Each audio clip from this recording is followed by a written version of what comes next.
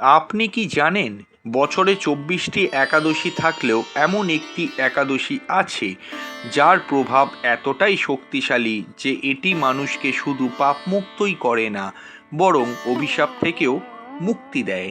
হ্যাঁ, আজ আমরা কথা বলতে চলেছি কামোদা একাদশী সম্পর্কে। কেন এই একাদশী অন্য সব একাদশীর থেকে আলাদা? এর পেছনে লুকিয়ে আছে এক অবিশ্বাস্য গন্ধর্ব ও অপ্সরার কাহিনী, যা শুনলে আপনার শরীর শিহরিত হয়ে উঠবে। বন্ধুরা, হিন্দু ধর্মে একাদশী হল ভগবান বিষ্ণুর সবচেয়ে প্রিয় তিথি। প্রতি মাসে দুটি একাদশী হয়, শুক্লপক্ষ ও কৃষ্ণপক্ষ মিলিয়ে মোট 24টি একাদশী। এই দিনে উপবাস রাখলে পাপ দূর হয়, মন শান্ত হয়, ভগবান বিষ্ণুর কৃপা পাওয়া যায়। কিন্তু এই 24টি একাদশীর মধ্যে কামোদা একাদশী সবচেয়ে বিশেষ এক একাদশী রূপে চিহ্নিত হয়। বন্ধুরা, কামোদা শব্দের অর্থ হলো যা সব কামনা পূরণ করে। এই একাদশীর সবচেয়ে বড় বৈশিষ্ট্য হলো এটি শুধু পাপই দূর করে না, এটি অভিশাপও কিন্তু দূর করে এবং জীবনের কঠিন সমস্যা থেকে কিন্তু মুক্তি দেয়। বিশেষ করে পূর্বজন্মের পাপ, গুরুতর দোষ, সম্পর্কের সমস্যা এবং অজানা বাধা সব কিছু দূর করার শক্তি এই কামোদা একাদশীর মধ্যে কিন্তু আছে। এবার আমরা আসছি সেই রহস্যময় কাহিনীতে। প্রাচীনকালে একটি রাজ্য ছিল, সেখানে রাজা ছিলেন পুণ্ডরীক। একদিন রাজসভায় গন্ধর্ব ললিত গান গাইছিলেন, কিন্তু তার মন ছিল স্ত্রী অপ্সরার ললিতার দিকে। এই কারণে তার তালে ভুল হয়ে যায়।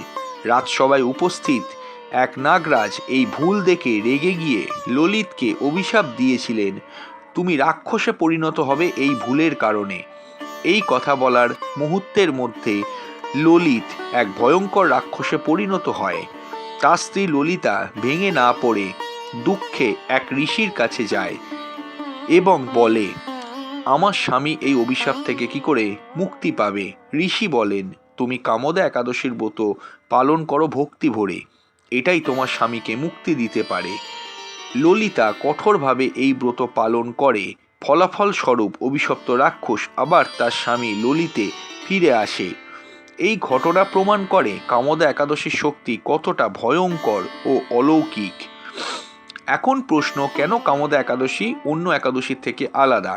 এটি শুধু পাপ মোচন নয়, অভিশাপকেও মোচন করে। এটি অসাধ্যকে সাধন করতে পারে। এটি পূর্বজন্মের দোষ কাটায় এবং সম্পর্ক পুনরুদ্ধার করে।